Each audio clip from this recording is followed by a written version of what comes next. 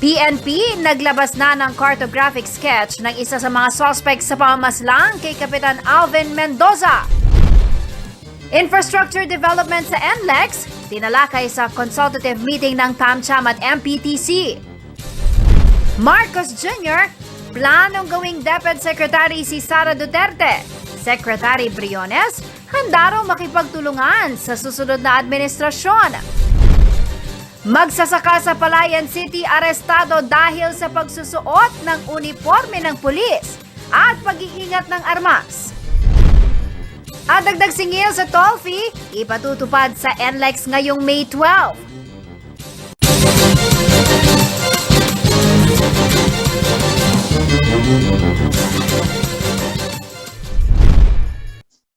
Magandang gabi karehiyon. Ako po si Jennifer Salenga. Oras na para sa mga may init na balitang Central Luzon. Nagpulong ang mga opisyal ng Pampanga Chamber of Commerce and Industry Incorporated o PAMCHAM at Metro Pacific Tollways Corporation ngayong araw sa siyudad San Fernando. Sumendro ang kanilang usapin o usapan sa higit na pagpapalakas ng infrastructure development sa North Luzon Expressway na siyang nagsisilbing gateway ng rehiyon patungo sa National Capital Region. Para po sa karagdagang detalye, makakasama natin live si Paulo G. Santos. Paulo, ano ba ang mga asahang proyekto sa mga darating na panahon base sa naging pagpupulong ng PAMCHAM at ng NLEX? Jen, marami-rami ito. Pinunteriya nga nitong consultative meeting ng Metro Pacific Tollways Corporation ang infrastructure development. Hindi lang yung mga kalsada na pagpapaluwag, kundi maging ang teknolohiya dito sa North Luzon Expressway sa kolaborasyon yan, Jen, ng mga business leader ng Pampanga Chamber of Commerce and Industry Incorporated o PAMCHAM. Unang napag-usapan itong structural integrity nitong Candaba Viaduct na di umano'y nasa higit 50 taon na, Jen. Ayon sa MPTC, target na matapos ang konstruksyon sa susunod na taon. At wala nang blockage dyan. Tuloy-tuloy na talaga yung pagdaloy ng mga sasakyan dahil nakakaapekto talagang tunay, Jen, kapag merong road construction dito sa Candaba Viaduct. Habang pinalipas lamang umano nila yung peak season na dagsa ng mga motorista simula nitong nakalipas na Semana Santa at eleksyon. Kaya hindi natuloy ang pagsasaayos sa bahagi ng southbound lane ng tulay. At yung outermost lane nito, Jen, para sa mga heavy vehicle, enforcement ng anti-overloading law at gayon na rin yung overspeeding dito sa Candaba Viaduct ay relatibo rin umanong issue sa usapin ng roadworthiness ng naturang kalsada. Puna nga dito ni PAMCHAM Past President Rene Romero, hindi maayos yung enforcement ng batas trapiko. Kaya itong anti-overloading ay nakikita pa rin sa mga malalaking behikulo. Gayon na rin yung speed limit sa tulay na dapat ating, Jen, ay 60 km per hour lamang. Kailangan din umanong pakitunguhan ng tollway company ang quick response team dahil tuwing may road crash ating, Jen, ay nakikita itong mabagal na pagresponde nitong mga rescue team ng NLEX. Dito mungkahi ng business leader na kung maaari magkaroon daw ng airlift o chopper na magre-rescue. At sa mungkahi ng ito ni Mr. Rene Romero, nangyayari naman daw yan sa ibang bansa. Kaya upang mapagpahusay itong quick response team, sana raw mag-invest itong MPTC. Tugon naman dito ni Roberto Tañada, ang Assistant Vice President for Government Relation ng MPTC, tanging ang third-party rescue team ang kanilang inaasahan. Ngunit sa usapin naman umano ng airlift rescue, ikukonsidera nila ito. Ngunit dahil may mga bahagi ang expressway ating, Jen, na nasa pagitan naman ng mga transmission lines, ay baka maging limitado rin naman ang magiging galaw nito ating, Jen. Ayon sa MPTC, ang investment nila sa teknolohiya gaya ng mga speed camera ang magpapabuti naman daw dun sa enforcement ng batas trapiko. May konsultasyon naman umano silang technical sa Land Transportation Office sa panukalang no contact apprehension policy sa mga lumalabag sa batas trapiko, partikular na sa overspeeding. mailalagay naman sa alarma sa may-ari ng sasakyan sakaling mag-violate ito sa itinatakdang speed limit. Sa paliwanag naman ng mga representante ng MPTC, kasama rin sa kanilang feasibility study ngayon nating Jen ang pagsasaayos ng road toll plaza na hindi na lamang ho yung pagsasaayos ng RFID system kundi pati na yung kumpletong pagtatanggal ng boom sa toll plaza na isang halimbawa dito ay yung mga expressway sa Singapore, Jen. May timeline ba sila na ipresenta dito sa mga, well, napakagandang pakinggan, pero syempre, kailangan din ng panahon para fully ma-implement yung mga nabanggit nilang infrastructure development dyan sa NLEX. May timeline ba silang present, Paolo, kung kailan mangyayari ang mga ito? Diyan, ang binabanggit nila is base dito sa kanilang feasibility study kung kakayanin ng 2025 ay mangyayari na yung wala ng boom na haharang dito sa mga sasakyan at tuloy-tuloy na lamang.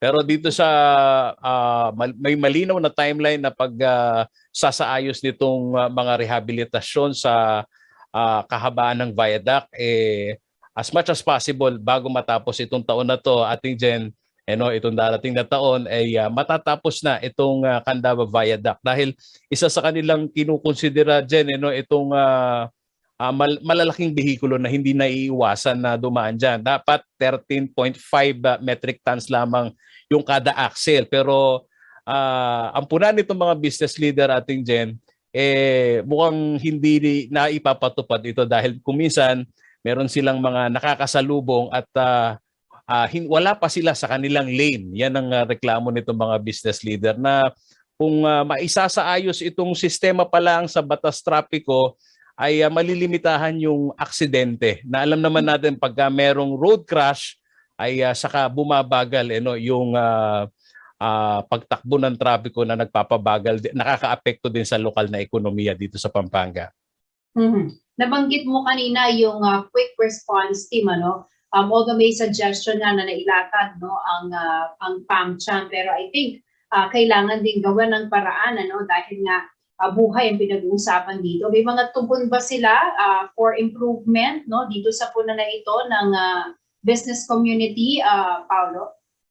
Ang tugon dito ni Robin Ignacio, ang senior traffic management ng MPTC, ay maghahanap daw sila ng lugar Jen, sakali lang na magkaroon sila ng investment ng helicopter para maging bahagi ng quick response team at maiposisyon yung helipad o yung pagtatalagahan nitong chopper nila sakali lang. Pero sa kasalukuyan, ang tugon nila upang mapabilis ang quick response team ay ang pag-aaral kung sino pa yung magiging partner nila o third party dahil karamihan dito sa mga nakaposisyon na quick response team ay third party lang sabi ng MPTC. Paolo, naitanong mo ba sa business leaders natin na present dun sa meeting, yung kanilang reaction naman kaugnay nitong taas singil sa toll fee? Ito, effective po today ito, May 12. Ano raw yung impact nito sa ekonomiya ng rehiyon? Ang binabanggit nitong mga business leader dyan, una sa lahat, naipaliwanag yan ng MPTC na ito'y nasa periodic table nila na dapat 2016 ito inaprobahan ng TRB at dapat 2017 pa ay naipatupad na. Pero itong ang prosesong ito ay inaprobahan ng TRB at nauunawaan naman daw ng mga nasa business sector. Yun nga lamang yung implikasyon nito sa lokal na ekonomiya, totoong mararamdaman ito sa inflation dahil kamakailan nga lang ating Jen sa pagpapaliwanag ng Philippine Statistics Authority ang inflation rate sa transportasyon dahil sa pagtaas ng diesel talagang nakaapekto sa cost of production ng mga manufacturing industries at maging sa serbisyo na rin. Alright, babantayan natin yung mga magagandang infrastructure development na yan. Ito yung patunay ng magandang partnership talaga ng pamunuan ng NLEX and of course ng PAMCHAM dahil regular na ginagawa yung pagpupulong na yan, yung consultative meeting na yan between PAMCHAM and NLEX. Anyway, maraming salamat sa iyong ulat, Paulo G. Santos. Dumako po tayo sa ibang balita. Paalala po sa mga motorista, ito kaugnay na balita po ng ating pinag-usapan kanina. Sa mga motorista na bumabaybay po sa North Luzon Expressway, ipatutupad na simula ngayong May 12, araw po ng Webes, ang periodic toll adjustment o dagdag sigil sa toll fee. Kung magkano ito, alamin sa ulat ni Paulo G. Santos.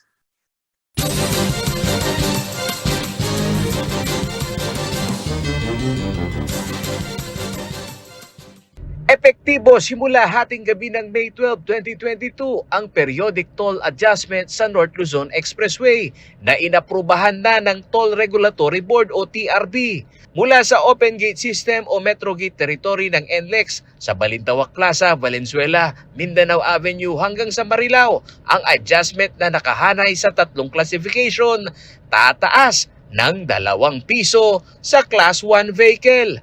Ang dating 60 pesos, 62 pesos na. Kung end-to-end ang destination o hanggang sa Santa Ines Plaza, tataas naman ng 27 pesos ang Class 1 vehicle.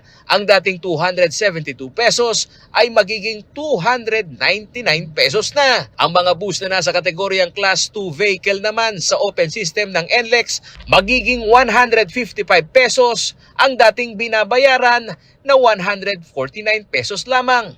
Kung end-to-end naman ang destination nito sa Santa Ines, ang 679 pesos na binabayaran, papalo na sa 748 pesos o additional na 69 pesos. Para sa Class 3 o commercial truck, 8 piso naman ang dagdag singil mula sa dating 179 pesos, aakyat na ngayon ito sa 187 pesos. Additional na 82 pesos naman kung end-to-end ang biyahe nito mula sa dating 815 ay magiging 897 pesos na. Ayon kay Attorney Romulo Kimbo, Chief ng Communication Division ng NLEX, ang dagdag singil ay base sa periodic adjustment ng taong 2016 at ngayon lamang ito naaprubahang ipatupad. In adjustments ito, in other words, if you remember, periodic naman ang pagtaas natin. That's the long-term view naman ng expressway, so every 2 years. So 2016 ito na so-called petitions, ngayon lang siya na bigyan ng go signal. So hindi naman siya delayed, but obviously from a time perspective, it should have been implemented early 2017, pero this is also a regulatory process kasi that we have to be strict about it. So Katuparan din umano ito sa higit bilyong halaga na development ng NLEX sa proyekto nilang New Subic Freeport Expressway o SFEX. but the second item dito sa dagdag singil natin, Paulo, is about the new project that we built doon sa Tipo, yung Subic Expressway.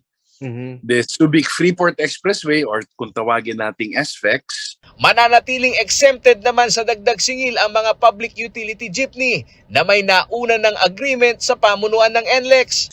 Hindi covered dito ang mga jeeps. Ang jeeps will continue to enjoy the old rates. All right. As you know, jeeps use both open system at saka closed system. Yung sa San Fernando, yung labas doon. So, hindi sila kasama dito sa dagdag singil. Typically, hindi namin sinasama ang jeeps dito. Samantala, hindi naman naiwasang dumaing ng mga motorista sa pagtaas ng toll fee. Lalo na umano problema nila ang mataas na presyo ng produktong petrolyo. Ay, sobra na ata yun. Hindi na kaya ng bulsa. Kasi sa mahal lang ng gas, pahirap na yun. Ngayon dapat, sir, during pandemic, hindi na muna tataas natin yung toll gate siya. Napahihirapan ng mga motoristang papasok sa NLEX. Dapat huwag muna nilang sabay. Masyado na maraming tumataas ng sabay-sabay. Maawa na muna sila sa sa mamamayan, di ba? Paulo G. Santos, CLTV News.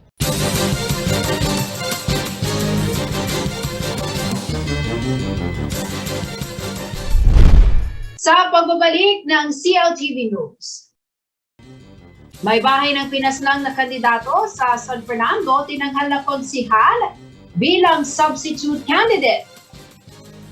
PNP naglabas na ng cartographic sketch ng isa sa mga suspect sa pamamaslang kay Kapitan Alvin Mendoza. At magsasaka sa Palayan City arestado dahil sa pagsusuot ng uniforme ng pulis at pag-iingat ng armas. Manatiling nakatutok para sa iba pa mga nangungunang balita ngayong araw.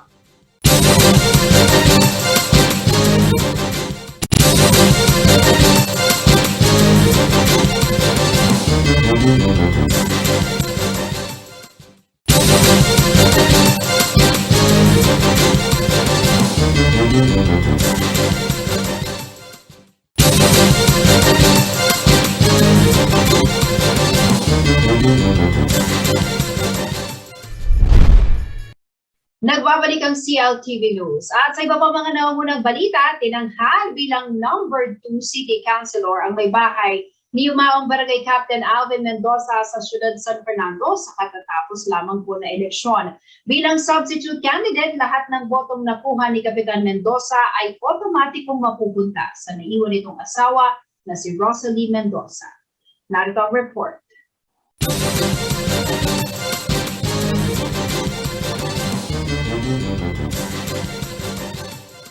Just to make of record, based on COMELEC, the City of San Fernando, Ms. Rosalie Mendoza properly, legally substituted Alvin Mendoza. And of course, she's the one, this board being proclaimed as the winner for Councilor, second place, Ms. Rosalie Mendoza. Ito ang naging pahayag ni Attorney Leyland Manuel, COMELEC officer ng siyudad San Fernando kaugnay ng panalo ni Yumaong Alasas Barangay Captain Alvin Mendoza. Sa proklamasyon nitong gabi ng Martes, dumating si Rosalie Mendoza, ang may bahay ng pinaslang na kandidato para konsehal upang siyang maitanghal na panalo bilang substitute candidate. Ayon sa COMELEC San Fernando, formal at legal ang magiging pagtanggap sa katungkulan ni Ginang Mendoza dahil nakapagpasa ito ng Certificate of Candidacy noong May 6. Nakatugon din ito sa mga rekisito ng COMELEC pagdating sa substitution, gaya ng kaapelido niya ang Yumao at may endorsement ng partido. Sa regulasyon ng COMELEC, hindi na pinalitan ang pangalan ng Yumaong kandidato kaya dapat ay kaapelido niya ang papalit upang lahat ng boto nito ay otomatikong mapupunta sa substitute candidate. Batay sa election results, nakakuha si Mendoza ng 79,001 na boto at nagwagi bilang number 2 city councilor. Tumanggi naman sa panayam si Ginang Mendoza dahil hindi pa umano ito handang magbigay ng anumang pahayag. Matatandaan na nasawi si Kapitan Alvin Mendoza nitong April 30 matapos tambangan ng mga gunman sakay ng 2 motorsiklo. 16 na bala sa katawan ang tinamo ng biktima. Samantala, ayon kay Police Brigadier General Matthew Bakay, Direktor ng Police Regional Office 3, mayroon na umanong cut-graphic sketch ng posibleng gunman at nakikipag-cooperate ang pamilya para sa ilang impormasyong makatutulong upang maresolba ang kaso. Is, we have already a cartographic sketch of the possible gunman. And from there, we can proceed with establishing what is the true motive. Nagipag-usap na po sila sa amin. Meron po silang sinashare ng mga information, even the cell phone that was recovered at the crime scene. We are trying to secure and procure it para naman mabigyan natin ng forensic study para makatulong dito. Kasama si Jenna Lumbang Parungaw, ako si Arlene Salonga, CLTV News.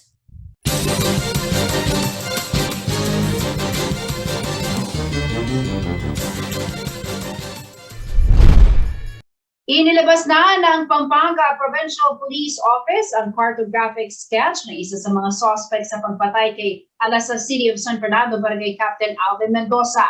800,000 pisong pabuya rin ang naghihintay para sa sinumang makapagtuturo sa kinaroroonan ng isa sa mga salarin. Narito ang detalye.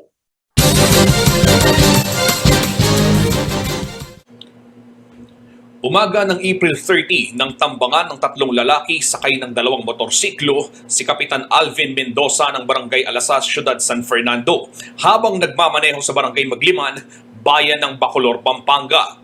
Kandidato noon si Mendoza sa pagkakonsehal sa siyudad ng San Fernando.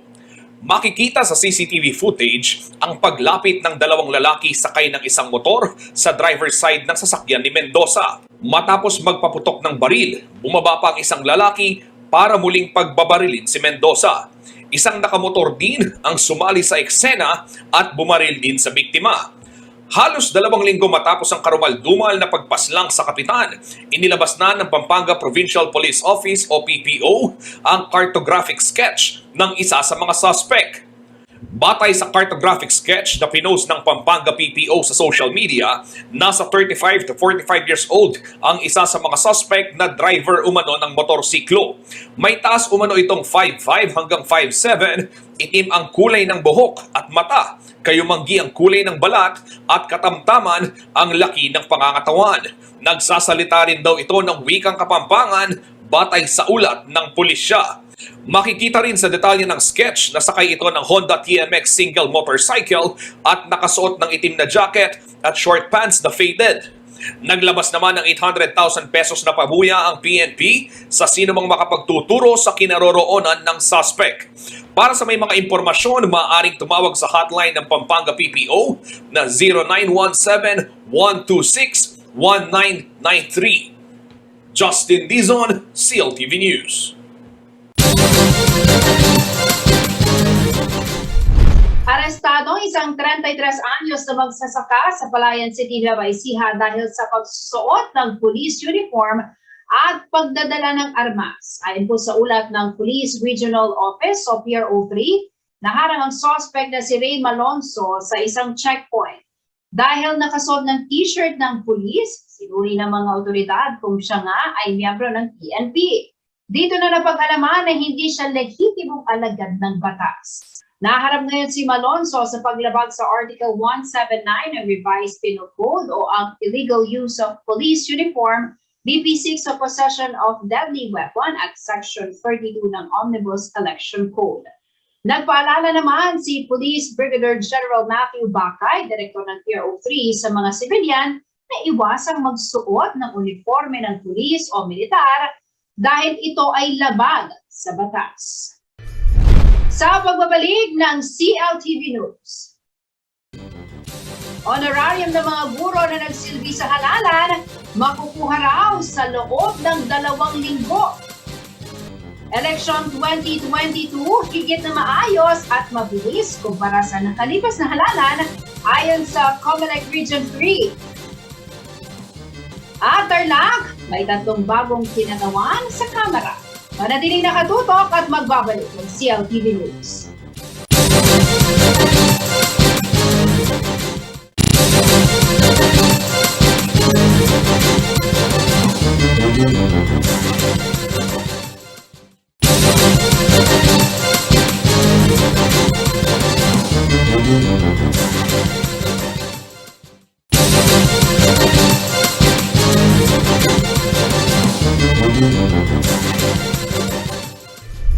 Nagbabalik ang CLTV News. At sa iba pa mga nauunang balita, hindi raw biro ang pinagdaanan ng mga guro na nag-duty nitong halalan dahil na rin sa nagpapatuloy pa rin COVID-19 pandemic. Karamihan sa kanila inabot na rin ang madaling araw bunsod ng mga depektibong makina at SD cards. Samantala, nakatakda raw matanggap ng mga guro na nagsilbi sa eleksyon ang kanilang honorarium sa loob ng 2 linggo. Narito ang report.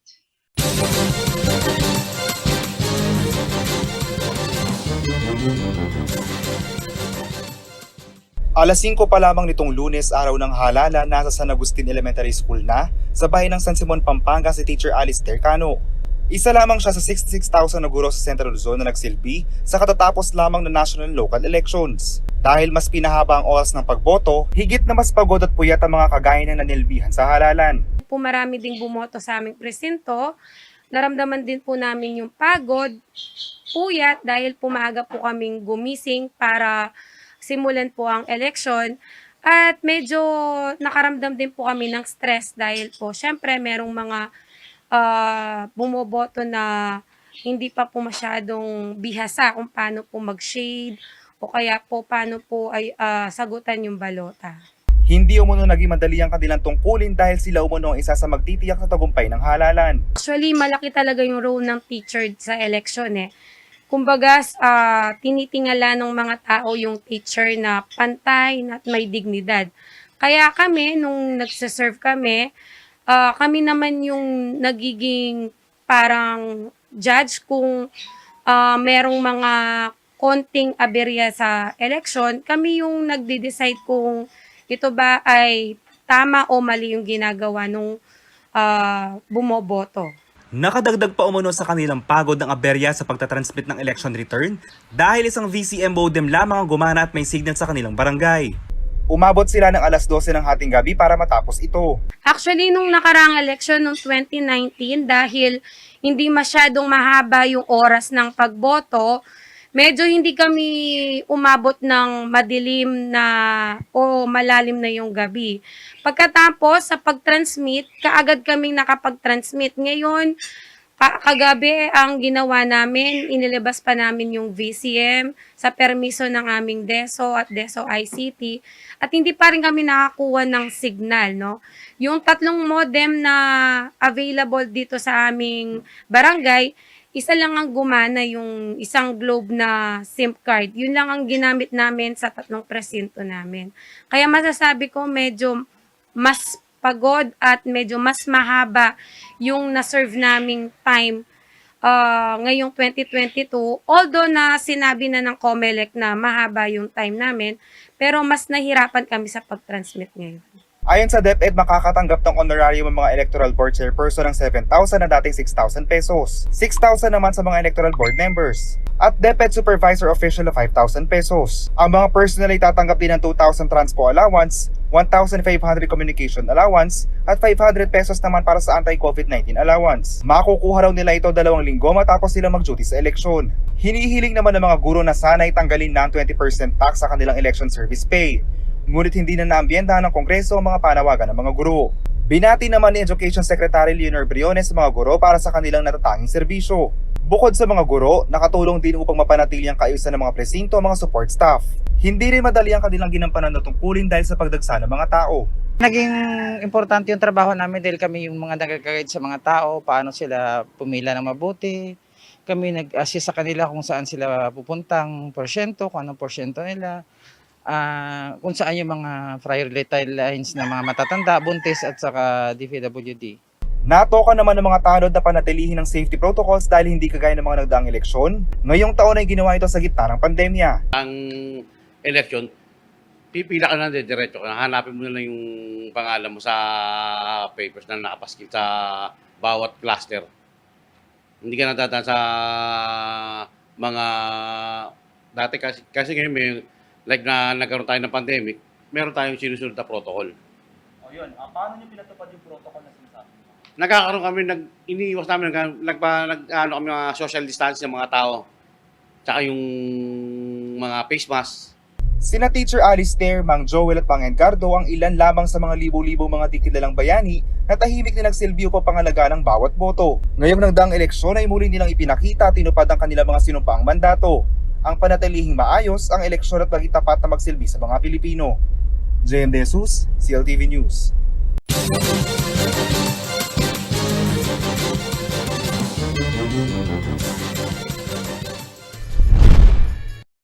Kung ikukumpara umano ng Commission on Elections ang naging kondukta ng halalan ngayong 2022 sa nakalipas na mga automated elections sa Central Luzon, higit umanong mas maayos at mas mabilis ngayon.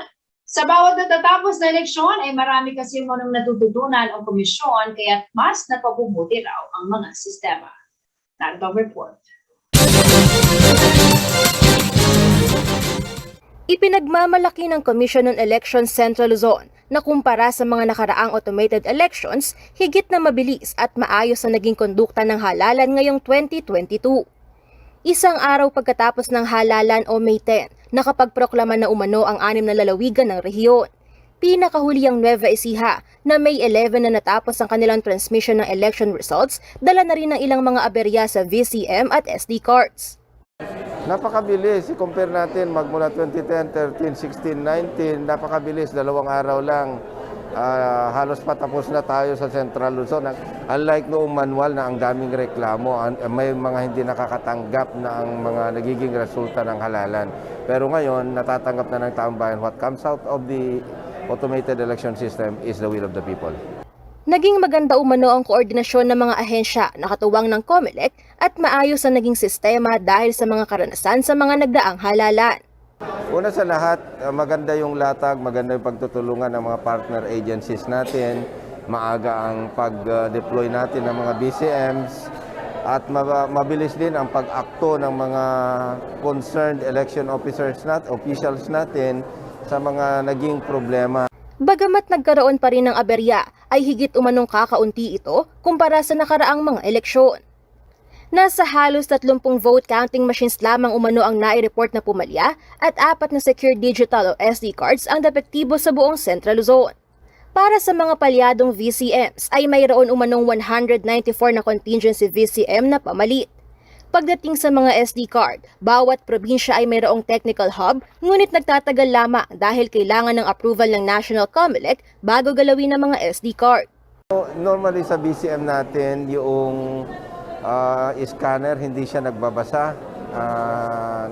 Tapos yung nagkakaroon tayo ng paper jump, which are normal circumstances, we are used to it. And kaya kahit nasisira ang mga BCMs natin, for as long as the SD card is not corrupted, napakaganda, napakabilis yung pagkatapos ng ating halalan.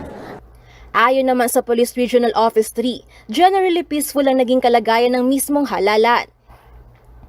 Ito ay sa kabila ng mga pagkaaresto ng ilang security personnel ng mga politiko sa Nueva Ecija dahil sa paglabag sa gun ban at ang pananambang kay Kapitan Alvin Mendoza na kandidato para konsehal sa siyudad San Fernando. Angelica Cara, CLTV News.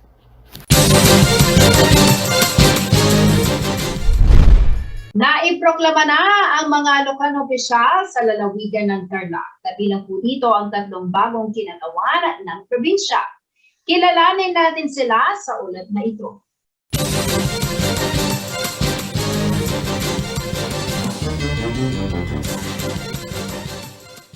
Iprinoklama na ng Provincial Board of Canvassers ang 3 bagong kinatawan ng Tarlac sa Kamara sa papasok na ika-19 na Kongreso. Isa na rito si Jaime Cojuangco na magsisilbi bilang bagong kinatawan ng unang distrito. Sakop ng Tarlac 1st District ang mga bayan ng Anao, Camiling, Mayantok, Moncada, Paniqui, Pura, Ramos, San Clemente, San Manuel at Santa Ignacia. Papalitan ni Cojuangco ang kanyang yumaong ama na si Charlie. Ayon kay Congressman-elect Cojuangco, ipagpapatuloy niya ang mga proyektong nasimulan sa unang distrito para sa kanyang nasasakupan.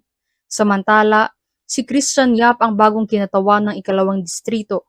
Binubuo ito ng mga bayan ng Gerona, Victoria, San Jose, maging ng Tarlac City. Gagawin din umano ni Yap ang kanyang makakaya upang maibaba ang mga programa ng national government sa kanyang distrito. Si Bong Rivera naman ang nahalal bilang kinatawan ng ika-3 distrito, na kinabibilangan ng mga bayan ng Bamban, Capas, Concepcion at La Paz, na iproklama na rin sina Governor Susan Yap at Vice Governor Carlito David na parehong nahalal para sa kanilang ika-3 at huling termino. Chine Ariola, CLTV News.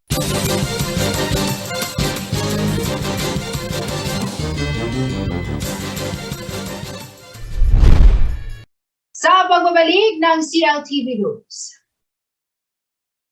Marcos Jr. planong gawing DepEd Secretary si Sara Duterte. Secretary Briones handa raw makipagtulungan sa susunod na administrasyon. Prayer vigil para sa kinabukasan ng bansa, ininaos ng mga mag-aaral, guro at opisyal ng UA. Natiling nakatutok at magbabalik CLTV News.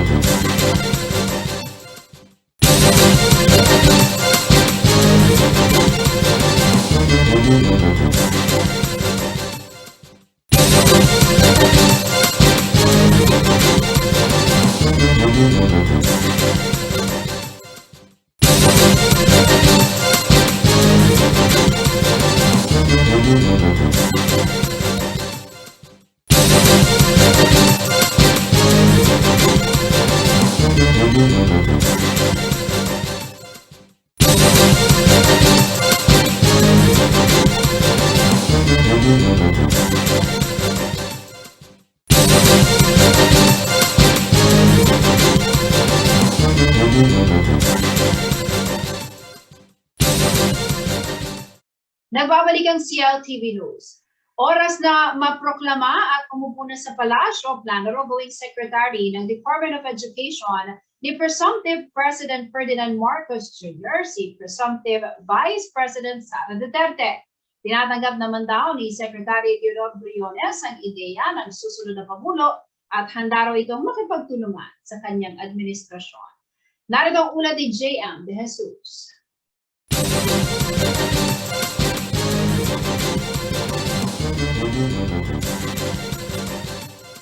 Ipinahayag ni Presumptive President Bongbong Marcos Jr. nitong May 11, 2022 na gagawin niyang Department of Education Secretary si Presumptive Vice President Sara Duterte. Naitanong na umuno ni Marcos Jr. kay Sara Duterte kung gugustuhin niya na pamunuan ng DepEd at anya sumang-ayon naman ito. I think I am already authorized by to announce the first nominee that we will be giving to the Commission on Appointments when the time comes, should I be proclaimed.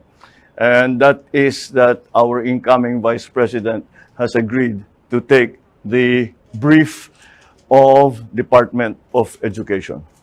So si Inday Sara, sabi niya, kaya niya, tinanong ko sa kanya kung kaya niya yung trabaho dahil mahirap ang trabaho ng Secretary of Education. Pero nag-agree naman siya at palagay ko kasama na dyan dahil she is a mother and she wants to make sure that her children are well trained and well educated, and that's the best motivation that we can hope for.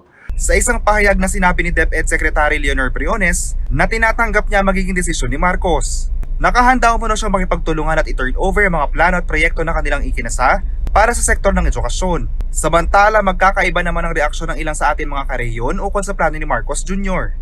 Honestly po, na-shock, but at the same time, kaya po nang sabi ni Tito, I am willing naman po ako magbigay ng chance sa mga mauupo dahil na-elect po sila ng majority. Honestly po, for me, hindi ganun yung sapat na knowledge, but I think marami naman pong gagabay sa kanya. Well, sa akin, it will be a good development for the country. Unang-una naman, siyempre, let us give the presumptive President Bongbong Marcos the chance to appoint his choice for his cabinet, di ba? Maaalala naman na may mungkahing presumptive Vice President na nais na magkaroon ng mandatory military service ang kabataan kapag sila'y natuntong sa edad na 18. Tinutulan nito ng ilang grupo dahil hindi umuno ito ang kailangan lalo na't nasa gitna pa rin tayo ng pandemya. Maganda po kasi may mga pinsan po akong sa Korea na mandatory. Maganda po yung feedback nila sa akin. Tas, yung ano po sila, responsable tsaka magiging maayos na mamamayan pag natupad sa Pilipinas po. Hindi rin po ako ready. Bakit? Bago din po yun sa may sistema po ng Pilipinas. Sa tingin mo ba hindi makakatulong yun or makakatulong ba sa bansa natin? Makakatulong naman po, kaya lang po hindi po mabilis makakapag-adjust yung mga kabataan po. JM De Jesus, CLTV News.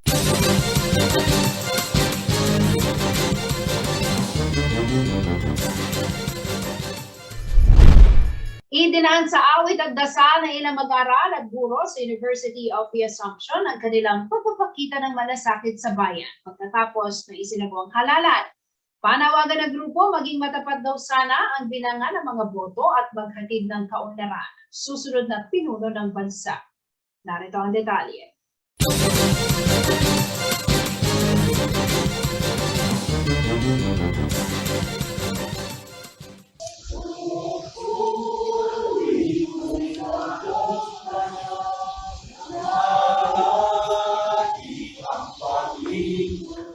Nagsagawa ng isang prayer vigil ang ilang mag-aaral, guro at opisyales ng University of the Assumption nitong Miyerkules ng gabi, May 11. Tinawag ito, Panalangin para sa Pilipinas 2022. Pinangunahan ng UA Central Student Council at ang opisina ng Campus Ministry Office ang nasabing aktibidad. Dito, ipinagdasal ng universidad ang pagkakaroon ng ligtas, maayos at malinis na proseso sa naging halalan para sa kinabukasan ng Pilipino at ang bansa. Inawit ng grupo ang Pilipinas kong mahal para bigyang karangalan ang Pilipinas.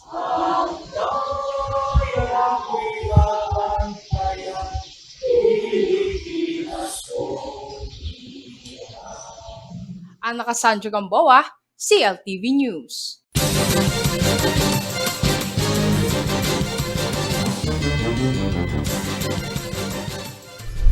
Alamin naman natin ang magiging lagay ng panahon mula kay Ginong Manny Esguerra, ang Chief Weather Forecaster ng Pag-asa North.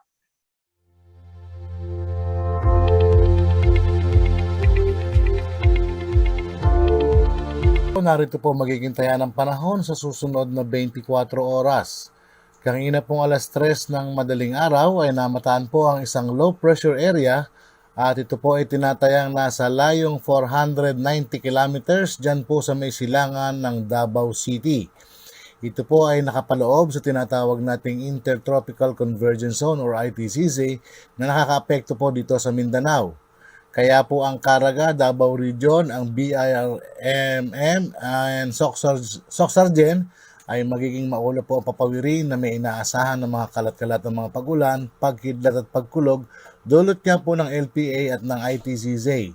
Samantala po ang Metro Manila at nalalabing bahagi pa ng bansa, kasama na po dito ang Pampanga, ay magiging bahagi sa kuminsan ay magiging maulap din po sa bandang hapon o gabi at inaasahan pong posibleng magkaroon ng isolated rain showers at thunderstorm at ito naman po ay dulot ng mainit na easterlies at ng localized thunderstorm. Sa ngayon po ay maliit naman po ang tsansa na mabuo bilang isang ganap na bagyo ang LPA pero banabantayan pa rin po natin to dahil siya po ay nasa karagatan pa. Pinag-iingat po ang lahat.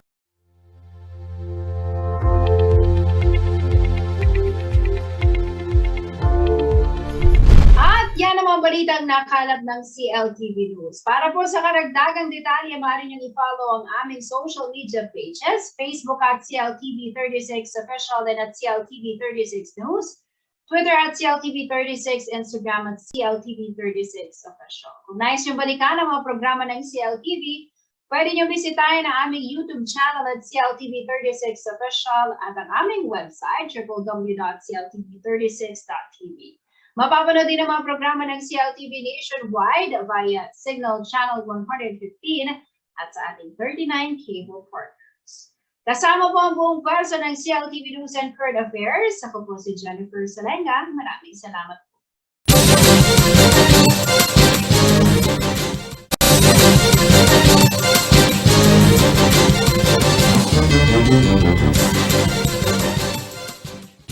Narito na